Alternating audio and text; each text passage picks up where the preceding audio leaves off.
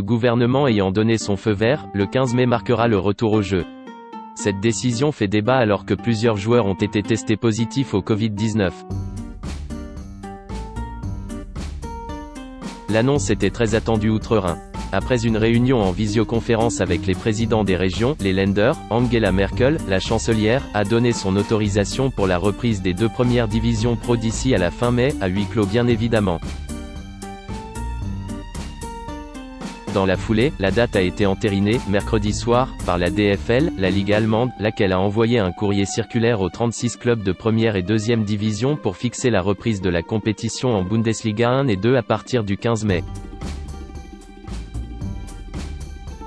L'Allemagne, dont les formations ont repris l'entraînement il y a un mois par petits groupes, va donc être le premier grand championnat européen à refaire rouler le ballon.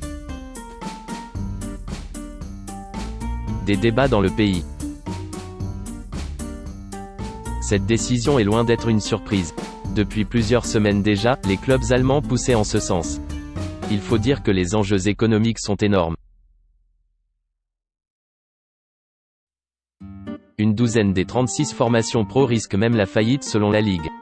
Ces derniers jours, les ministères de la Santé et de l'Intérieur s'étaient également exprimés en faveur d'une reprise, louant le protocole sanitaire de reprise très strict, pas de poignée de main, photos de groupes interdites, 300 personnes mobilisées par match maximum, de nombreux tests au Covid-19, établis par la DFL. Mais ce feu vert donné par le gouvernement Merkel interroge, alors que 10 cas de Covid-19, dont 2 joueurs de Cologne et 1 de Mönchengladbach, ont été détectés sur 1724 tests effectués pour le moment dans les clubs allemands. Il est aussi bien loin de faire l'unanimité au sein du pays. Ça suscite un débat sociétal assez intense, explique Jean-Charles Sabatier, journaliste à beIN Sports et spécialiste du football allemand. Il concerne les commerces, les familles.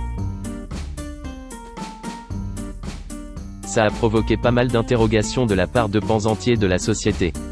Les gens se sont demandé pourquoi la Bundesliga a ce feu vert quand d'autres sports collectifs, comme le handball, ont mis fin à leur saison pour respecter les principes de précaution. À l'intérieur même du gouvernement, il y a eu débat.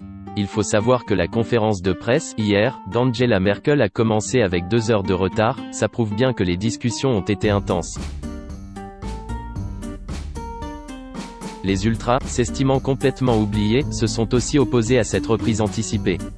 Dès le début, ils s'étaient exprimés pour réaffirmer haut et fort qu'ils ne pouvaient pas imaginer la reprise de la Bundesliga sans supporter, raconte Sabatier.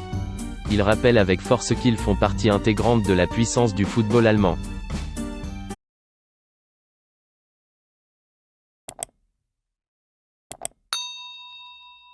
Chào các bạn, tôi là biên tập viên Hoàng Biên đến từ kênh tin tức 24 giờ. Hôm nay chúng tôi hân hạnh đưa đến cho các bạn những tin tức mới nhất được cập nhật luôn liên tục và cho các bạn những tin tức nóng hổi, tin tức thời sự trong nước và quốc tế. Rất mong quý vị quan tâm và ủng hộ cho kênh của chúng tôi để phát triển ngày một hơn.